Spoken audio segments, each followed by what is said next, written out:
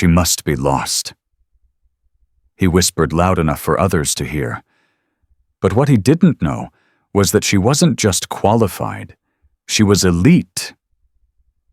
With a quiet breath, she rolled up her sleeve and revealed a patch so rare, so respected, that the entire room went silent. That single moment flipped the chain of command on its head and changed how every soldier in that room saw her and themselves. What happened next? You'll never forget it. Please support us by subscribing to the channel and drop a comment to let us know where you're watching from. We'd love to see how far this story reaches.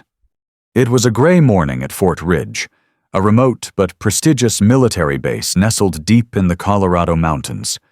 Soldiers from various divisions had gathered for a joint briefing standard procedure before an upcoming multinational exercise. Among the uniformed crowd stood Colonel Ryan Whitaker, a seasoned officer known for his commanding presence and sharp tongue.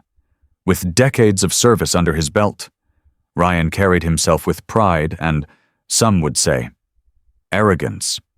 Across the hangar, Staff Sergeant Amelia Cross arrived quietly, her steps firm, yet unassuming. At just 29, Amelia's youthful appearance and modest demeanor made her easy to overlook. She stood calmly among the higher-ranked officers, drawing curious glances from others. But she wasn't there for attention. She was there on assignment. Colonel Whitaker noticed her immediately. He raised an eyebrow, clearly unimpressed by her presence. With a half-smirk, he leaned toward a fellow officer and whispered, "What's a sergeant doing in a briefing like this?" His tone wasn't just dismissive, it was mocking. Amelia heard it but didn't flinch. She kept her eyes forward, posture unshaken. What he didn't realize was that beneath her standard-issue uniform lay something that would shift the entire room's perception in an instant. Colonel Ryan Whitaker paced slowly across the polished floor of the hangar, his hands clasped behind his back as he addressed the officers before him. His voice echoed with authority, bouncing off steel beams and silent rows of soldiers standing at attention. "Team cohesion is everything," he declared. "Especially when we're dealing with international forces. I expect nothing less than discipline, precision, and experience from every man." He paused, casting a pointed glance at Amelia Cross and woman in this room. A few soldiers shifted uncomfortably. Amelia remained still. Colonel Whitaker turned fully toward her. "Staff Sergeant," he said, his voice laced with a condescending tone. "You seem out of place here. What's your specialty? Paperwork or parade formations?" A few stifled chuckles rippled through the room. The tension grew thicker. Amelia looked up, meeting his gaze directly. "I go where I'm assigned, sir." Whitaker's eyes narrowed. "And who, may I ask, thought it was a good idea to assign a junior NCO to a high-level tactical briefing?" "I was sent by Command Intelligence Liaison. With respect, sir, I was not aware my rank was an issue."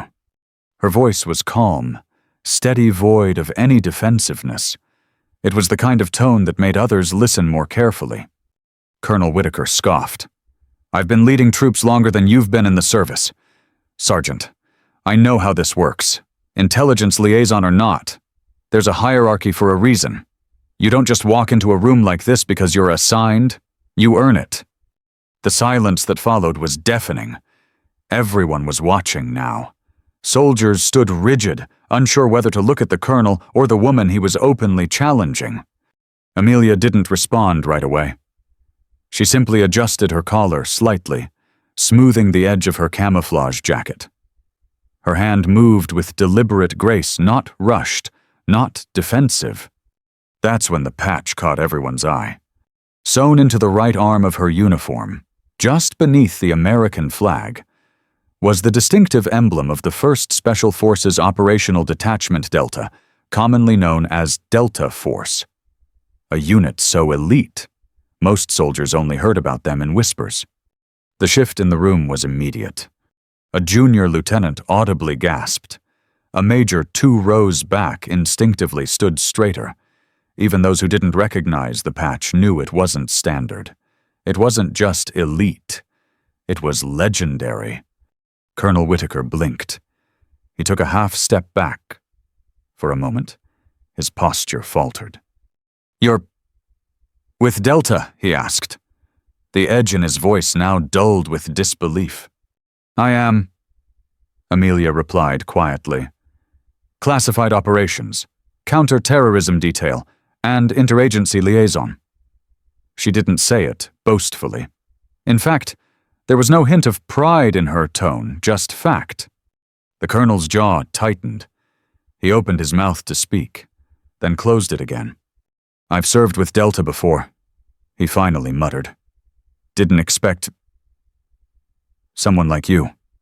There it was again, that reflex to categorize her based on appearance, age, or gender.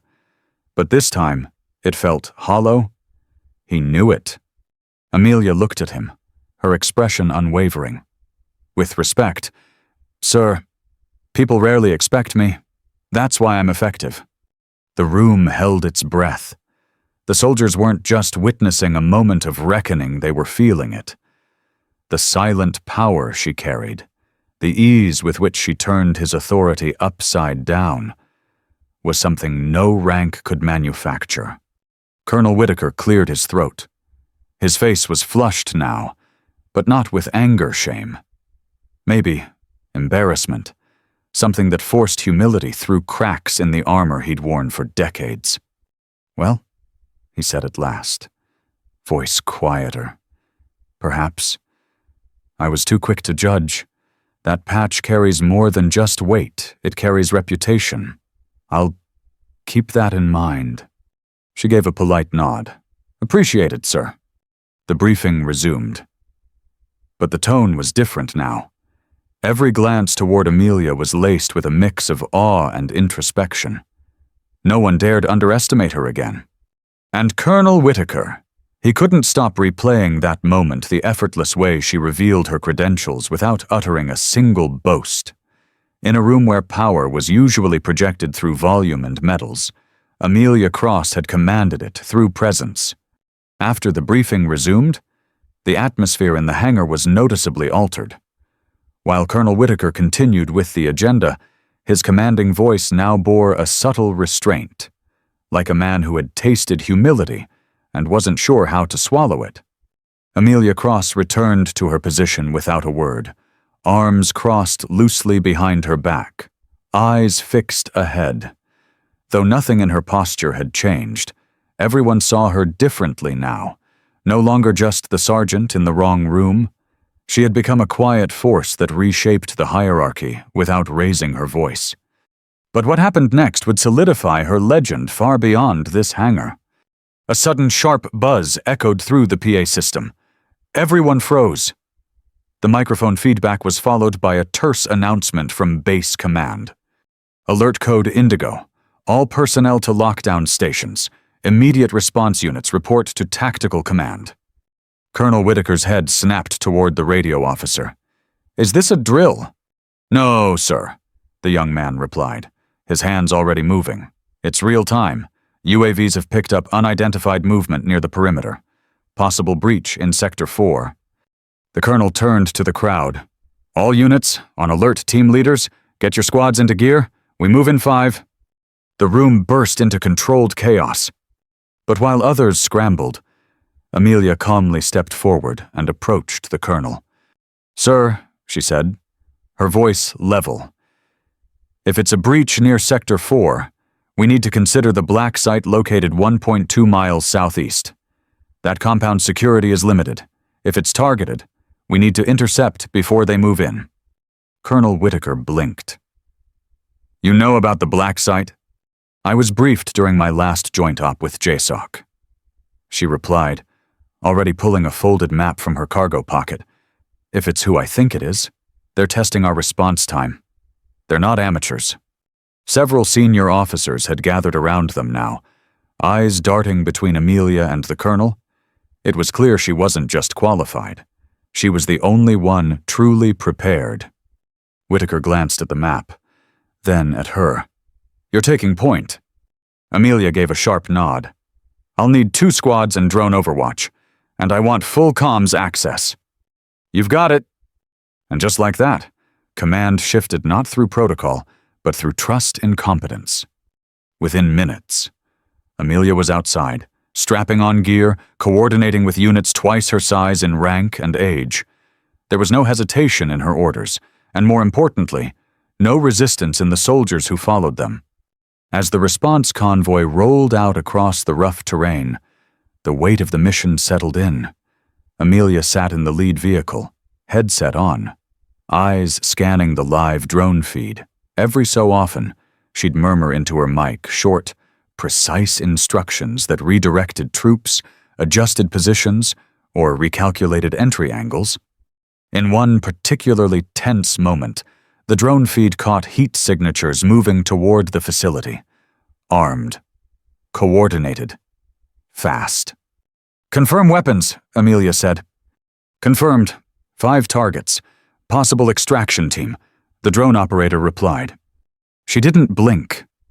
"Alpha team, set ambush at the ravine." "Bravo.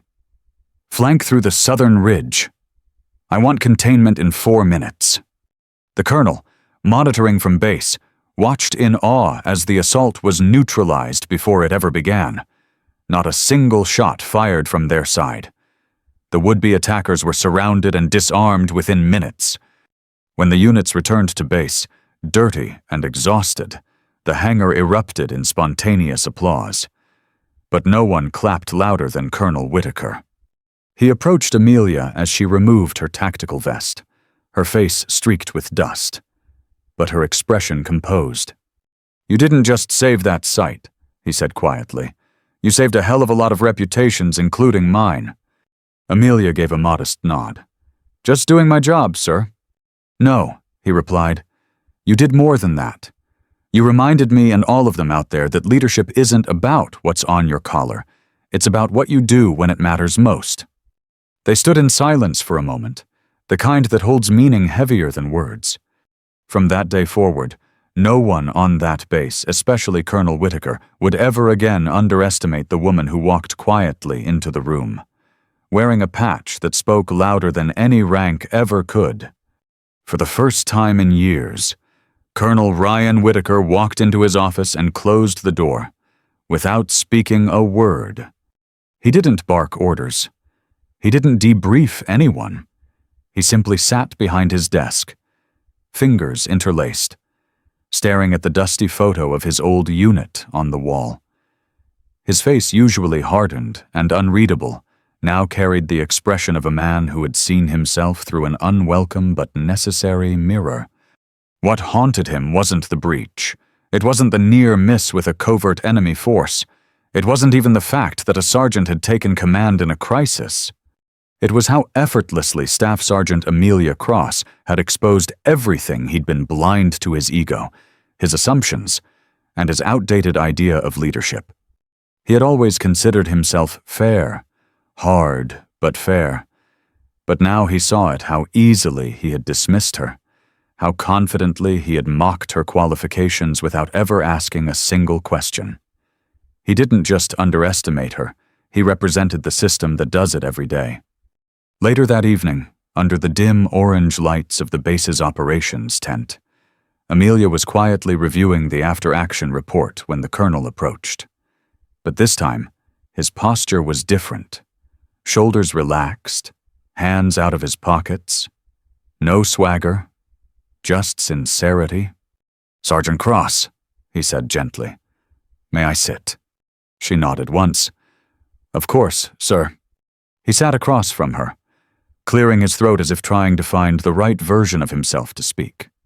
"I've been in this uniform for 30 years, he began, his eyes fixed on the table between them.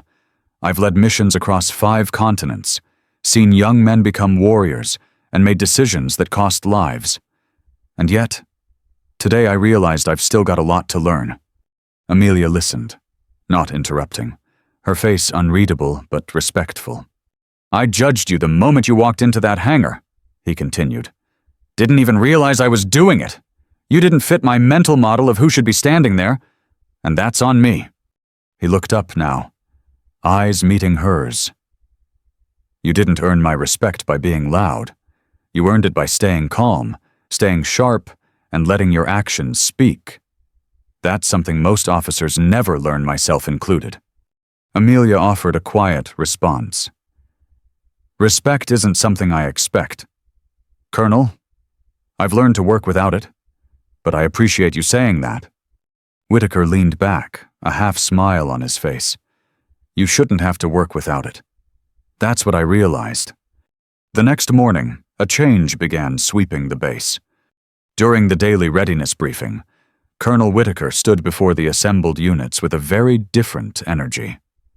His usual commanding presence was still there, but now, it was layered with something deeper humility. "I want to take a moment before we begin," he announced, his voice calm but clear, "to acknowledge Staff Sergeant Amelia Cross. Her actions yesterday weren't just decisive and tactical, they were exemplary." Murmurs of agreement ran through the room. He continued, "It's easy in our profession to mistake volume for leadership, or rank for wisdom. But what I witnessed yesterday was a reminder that real strength often comes quietly, and that some of the most capable warriors in this room might not always wear silver or gold on their collars." He paused, letting the silence settle. "I'm adjusting the protocol on joint briefings. From now on, we assess participation based on mission-critical experience, not rank. That change starts today." There it was. A visible ripple moved through the crowd. Amelia, standing at the back, didn't react outwardly. But deep down, she felt the shift. It wasn't just a personal victory, it was systemic.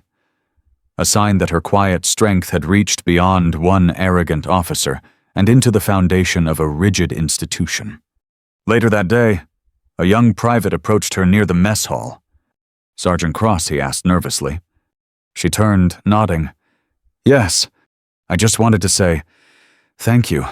I saw what happened yesterday. It meant a lot to see someone like you stand their ground without raising their voice." Amelia smiled faintly. "Thank you. Just remember, what you do in silence can still echo loudly." Meanwhile, back in his office, Colonel Whitaker made a call to headquarters. "Yes, I'd like to recommend Staff Sergeant Cross for an expedited leadership development program. No, not just because of the recent breach, because she's the kind of leader this army needs more of." For the first time, respect was no longer demanded, it was earned by both of them. One through action, the other through acknowledgement. And in that shared transformation, the base itself began to change.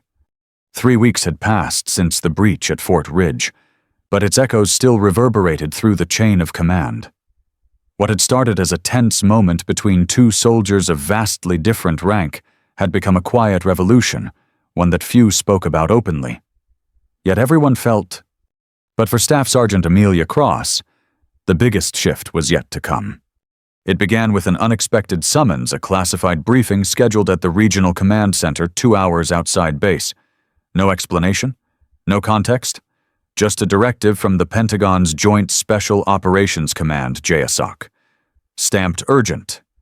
When she arrived, dressed in full uniform with her elite Delta Force patch discreet but visible, Amelia was surprised to find not just military brass, but representatives from various intelligence agencies, Homeland Security, and even NATO liaisons.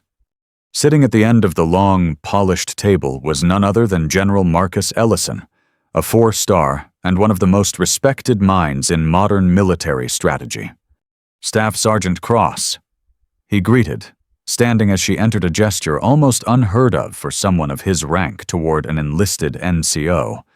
"Sir," she replied, saluting crisply. "No need for formality today," he said, gesturing toward the empty seat beside him. "We asked for you specifically." She sat, eyes scanning the room. The general leaned forward. "Your response at Fort Ridge didn't just prevent a disaster. It exposed a pattern we've been trying to track for months: unauthorized surveillance of black sites. The breach was a probe. And thanks to your actions, we now have data we didn't have before. He paused. We need someone who understands both operational strategy and field-level execution. Someone who can walk into a room of generals or boots-on-the-ground grunts and be listened to. We believe that person is you. Amelia blinked. Sir, with respect, I'm a staff sergeant. And that, he smiled, is exactly why this matters. We've had enough of echo chambers filled with titles. We need voices with experience, instinct, and unshakable judgment. You're being invited to serve as a liaison consultant on a joint task force, codename Sentinel Verge. You'll operate outside standard rank limitations. Her pulse quickened. You'll report directly to my office, he continued. You'll attend tactical briefings, mission approvals, and you'll have the authority to recommend operational overrides in special cases. Amelia sat back slowly, trying to absorb it. This wasn't just a promotion. It was a paradigm shift, a path rarely if ever offered to someone of her position. Not because she wasn't capable, but because the system had never made room for someone like her. And yet, here she was, not asking, not begging, just being seen for what she had already proven. Do you accept the general asked? She straightened her posture. Yes, sir, I do. Back at Fort Ridge, the news traveled faster than the official memo. Colonel Whitaker stood in the training yard, hands on his hips, watching as younger soldiers buzzed with rumors. She's what now one whispered. They pulled her straight into JSOC's command structure. Another replied, she's consulting on multi-agency ops. Whitaker allowed himself a smile. Not the smug, prideful kind, but the kind a mentor might wear when watching a student surpass expectations. That evening, as Amelia prepared to leave for her first official assignment under Sentinel Verge, she visited the base one last time. Not for protocol, but for closure. Whitaker was waiting for her near the flight line. Word travels fast, she said. He chuckled. You earned it. I didn't ask for this, she said. I never aimed to shake things up. I know, he replied. That's why it's happening. You never chased the spotlight. You let your work do the talking, and now the world is listening. She looked towards the transport plane warming up on the tarmac. It still feels surreal. He stepped forward, extending his hand. Promise me something. What's that? Don't change who you are. We've got enough leaders who shout. We need more who stand still and make others stop shouting. Amelia shook his hand firmly. I'll remember that, sir. As the aircraft lifted off and Fort Ridge faded into the distance, Amelia didn't feel like she was leaving home. She felt like she was carrying it with her, along with every soldier who had ever been underestimated, every voice that had been ignored, and every ounce of quiet strength that the system had overlooked for too long. And for the first time, she wasn't walking into a room to prove herself. She was walking in because she belonged there. The first few weeks at Task Force Sentinel Verge were nothing short of overwhelming. Staff Sergeant Amelia Cross, now operating under a hybrid civilian-military clearance, found herself in rooms she had only ever heard about in passing war rooms with real-time satellite feeds, think tanks filled with intelligence analysts, and strategy sessions where generals debated the cost of every decision in blood and time. Most days, she was the only enlisted soldier at the table, and in many of those meetings, she was the only woman. At first, the room would quiet when she spoke, but not out of respect, out of surprise. The analysts would glance sideways, the commanders would raise brows, and some would even subtly check her credentials again, as if trying to reconcile the calm, soft-spoken woman in front of them with the Delta Force operator stamped on her profile. But just like at Fort Ridge, Amelia didn't flinch. She listened carefully. She spoke when it mattered. And slowly, something began to shift. Her insights, grounded not in theory, but in on-the-ground reality, began to shape operations. She noticed things others didn't, patterns of behavior in enemy movements, inconsistencies in intelligence reports, overlooked terrain variables that could compromise missions. On one occasion, a mission into northern Syria was on the verge of approval when Amelia raised a quiet objection. "This terrain is mined," she said, pointing at a seemingly clear route on the digital map. A general leaned in, skeptical. "That intel is 6 months old? It's still valid." She replied, "We pulled out of that corridor prematurely last year. Locals reported increased activity, and HUMINT suggests insurgents laid pressure-activated devices post-evacuation. I've worked that terrain. You'll lose the Vanguard in the first mile." They paused, checked, and she was right. The operation was rerouted. Lives were saved. After that day, no one interrupted her again. Outside of the operations room, Amelia's growth became more visible in her mentorship of others. A quiet line began to form: young intelligence officers, junior NCOs, even battle-worn SEALs coming to her not for orders, but for clarity. "How do you stay so calm when everyone else is scrambling?" one young lieutenant asked her over coffee. Amelia smiled. "Because I've already been underestimated before I opened my mouth. Panic never helped anyone listen." She began teaching short tactical workshops unofficially at first on decision-making under pressure.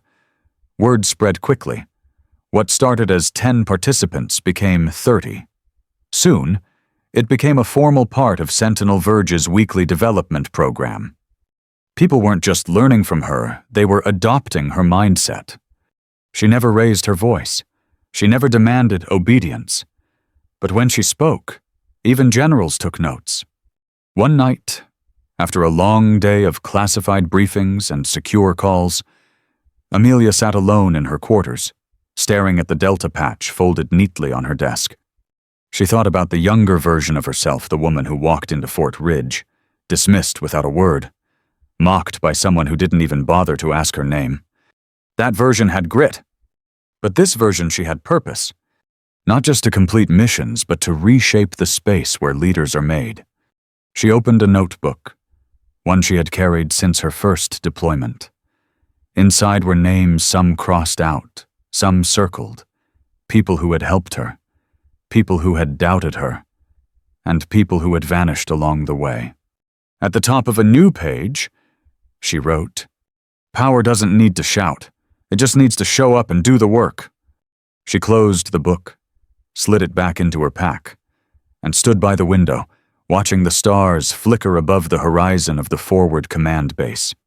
Somewhere out there, a younger woman in uniform was facing what she had once faced, eyes rolling, voices doubting, doors closed before even being knocked on. Amelia Cross had made it her mission to be the one who opens that door.